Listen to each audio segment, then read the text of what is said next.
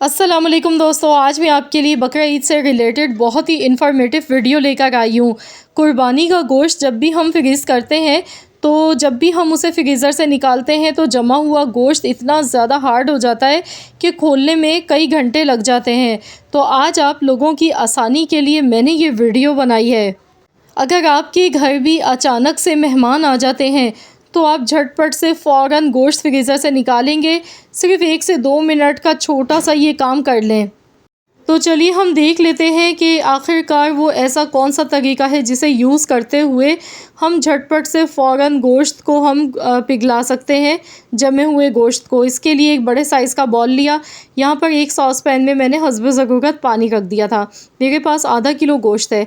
यहाँ पर मैंने 1 टेबल स्पून भर के नमक पानी में शामिल कर दिया। नमक से ये होता है कि गोश्त जल्दी घुल जाता है। और यहाँ पर पानी जैसे ही गर्म हो गया, पानी में उबाल नहीं दिलाना है, बस आपने वैसे ही नॉर्मली इसे गर्म कर लेना है। बहुत ज़्यादा तेज़ गर्म भी नहीं करना है कि इसमें उबाल आ जाए, बस हल्का सा गर्म कर लें पानी को। इसके बाद इसमें गोश्त डाल के अब आप चाहें तो ऊपर से ढक्कन लगा दें, कोई प्लेट से इसे ढक दें। आपने इसे 1 से 2 मिनट के लिए ऐसे ही छोड़ देना है।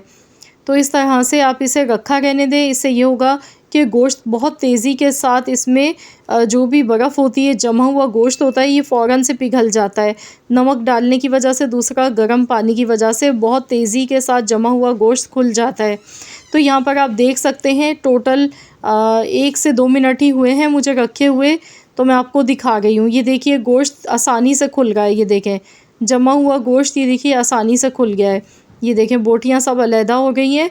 और आप देख सकते हैं पानी जो है इसमें, गोश्त का जो भी ब्लड वगैरह इसमें रह जाता है तो वो भी सारा निकल गया है।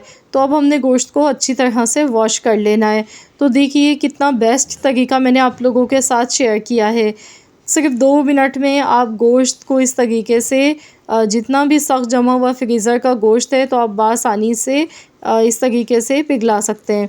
तो ये देखिए बहुत ही बेहतरीन सा ये गोश्त खुल के तैयार हो गया। फ़ौरन से आप इसे झटपट से अपनी कोई भी रेसिपी बना लें मेहमानों के लिए। अगर वीडियो अच्छी लगी है तो वीडियो को लाइक कर दें, सदका जारिया समझ के इसे ज़्यादा से ज़्यादा शेयर कीजिएगा अपनी फैमिली मेम्बर्स के साथ और दोस्तों के साथ। तो मिलते हैं इंशाअल्लाह ताला एक और नई वीडियो के साथ। जब तक के लिए अल्लाह हाफ़िज़।